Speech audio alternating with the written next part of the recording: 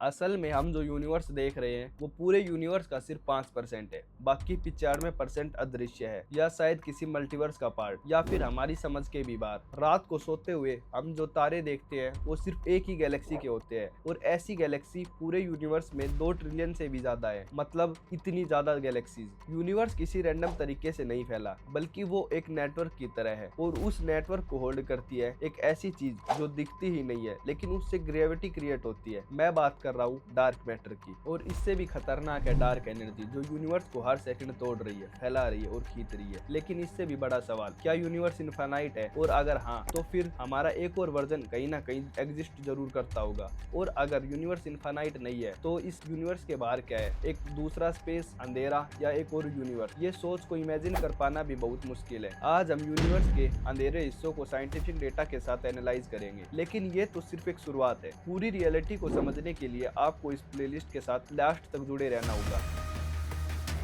मैं तुम्हें अभी अपना एड्रेस बताता हूँ। हम अभी एक प्लेनेट पर बैठे हैं जिसका नाम है अर्थ और ये प्लेनेट एक सन के अराउंड रिवॉल्व करता है और ये दोनों मिलकर एक सिस्टम बनाते हैं, सोलर सिस्टम। और यही सोलर सिस्टम एक गैलेक्सी का पार्ट है, मिल्की वे। और मिल्की वे में लगभग 100 से 400 बिलियन स्टार है और हमारी मिल्की वे गैलेक्सी भी एक ग्रुप का पार्ट है जिसमें 50 से ज्यादा गैलेक्सी है, जिसे हम विर्गो सुपर क्लस्टर कहते हैं। और ये भी फाइनल नहीं है, ये सिर्फ वही पार्ट है जो हम देख सकते हैं। हम एक स्पेस टाइम फैब्रिक पर है। यूनिवर्स हर सेकंड एक्सपैंड हो रहा है और हर सेकंड गैलेक्सीज एक दूसरे से दूर जाती जा रही है। हम जो रात में आसमान देखते हैं वो स्टैटिक या परमानेंट नहीं है और भविष्य में हम अपनी पड़ोसी गैलेक्सी से ही टकरा जाएंगे जिसका नाम है एंड्रोमेडा। और अब सवाल ये नहीं है यूनिवर्स क्या है, अब सवाल ये है कि यूनिवर्स में हम क्या है। अभी तक हमने अपना एक छोटा सा एड्रेस देखा, लेकिन लॉजिकली हम कहाँ तक देख सकते हैं? लाइट की स्पीड फिक्स्ड है 3 लाख किलोमीटर पर सेकंड। बिग बैंग के बाद जो लाइट ट्रेवल कर रही है उसकी एक लिमिट है। जितनी लाइट अभी तक हमारे पास पहुंची है हम सिर्फ उतना ही यूनिवर्स देख सकते हैं और इसी यूनिवर्स को हम ऑब्जर्वेबल यूनिवर्स कहते हैं। लेकिन ध्यान दो, ये पूरा यूनिवर्स नहीं है,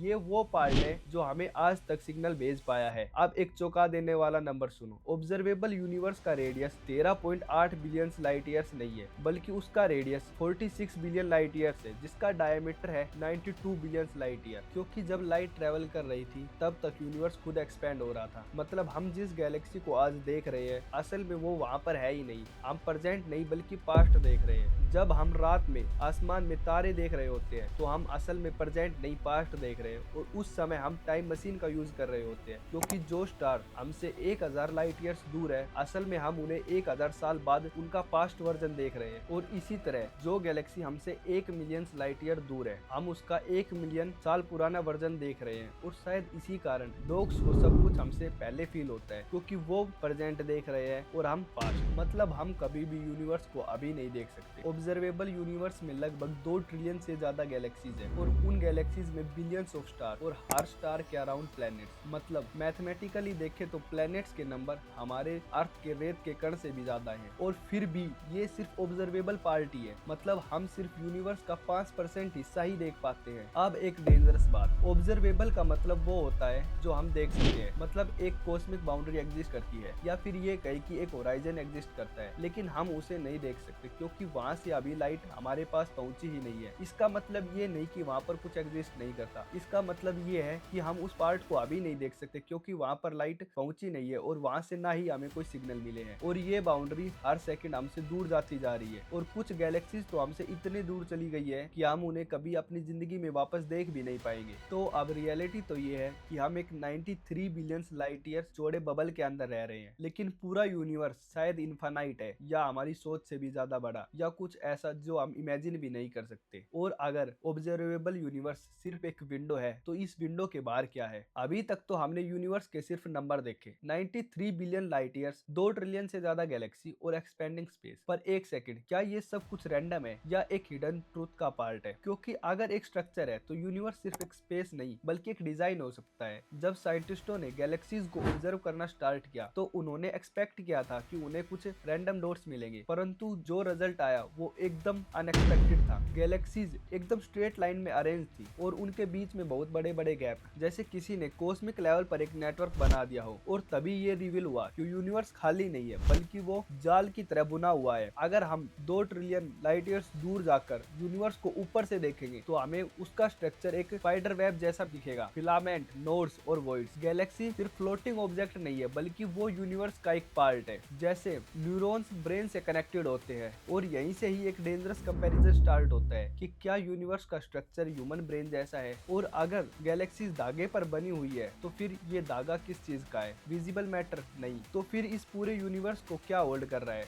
और अब हम एंटर करने वाले हैं यूनिवर्स के आर्किटेक्ट में, द कॉस्मिक वेब। क्योंकि जो चीज इसे होल्ड करती है असल में वो दिखाई ही नहीं देती। यूनिवर्स में जो कॉस्मिक नेटवर्क होता है, जिसे हम स्पाइडर वेब या ह्यूमन ब्रेन लाइक स्ट्रक्चर भी कह देते हैं, साइंटिस्टों ने जब सुपर कंप्यूटर से बने सिमुलेशन को रन किया और उसमें बिलियंस ऑफ गैलेक्सीज का डेटा कंबाइन किया, तो उन्होंने जो रिजल्ट देखा वो एकदम सिंपल था। सभी गैलेक्सीज एकदम स्ट्रेट लाइन में थी और इसी स्ट्रेट लाइन को हम फिलामेंट्स कह देते हैं। तो अब हम ये जान गए कि यूनिवर्स एक मैसिव वेब है, इनविजिबल थ्रेड्स जिनके ऊपर गैलेक्सीज लटकी हुई है। पर एक सेकंड, हम खुद किस थ्रेड्स पर लटके हुए हैं? इस इनफाइनाइट वेब के अंदर एक छोटा सा फिलामेंट है। उस फिलामेंट के एक नोड पर एक स्पाइरल शेप्ड गैलेक्सी रोटेट कर रही है, वही गैलेक्सी जिसे हम मिल्की वे कहते हैं। और उसके अंदर एक छोटा सा स्टार, वही स्टार जिसके अराउंड अर्थ रिवॉल्व कर रही है, सन, जो हमें लाइफ, लाइट और हीट प्रोवाइड करता है। असल में सन और मिल्की वे ये दोनों ही अनस्टेबल है, क्योंकि हर गैलेक्सी के बीच में एक ग्रेविटी का पावरफुल कुआं होता है, या ये कहे कि एक साइलेंट किलर होता है जिसे हम ब्लैक होल कहते हैं। हमारी मिल्की वे गैलेक्सी के बीच में भी एक ऐसा ही कुआं मौजूद है जिसे हम सेजिटेरियस ए के नाम से जानते हैं, एक सुपर मैसिव ब्लैक होल। हमने गैलेक्सीज देखे, स्टार्स देखे, ब्लैक होल देखे, पर क्या तुमने एक प्रॉब्लम नोटिस की? अगर सिर्फ विजिबल मैटर ही एग्जिस्ट करता तो गैलेक्सीज कब की टूट चुकी होती, क्योंकि उनकी रोटेशन स्पीड के अकॉर्डिंग वो स्टेबल ही नहीं रह सकती। तो इससे रिलेटेड जब साइंटिस्टों ने एक स्टडी की तो उनके नंबर ही मैच नहीं हुए। ऐसा लगा मानो किसी ने इक्वेशन में एक इनविजिबल मास ऐड कर दिया हो, कुछ ऐसा जो दिखाई ही नहीं देता, और ना ही उससे लाइट एमिट होती है, बल्कि उससे सिर्फ ग्रेविटी ही इफेक्ट होती है। और कहानी यही खत्म नहीं होती। एक इनविजिबल चीज जो गैलेक्सीज को बांधे हुए है, और एक ऐसा इनविजिबल फोर्स जो यूनिवर्स को एक्सपेंड कर रहा है। मतलब एक जो यूनिवर्स को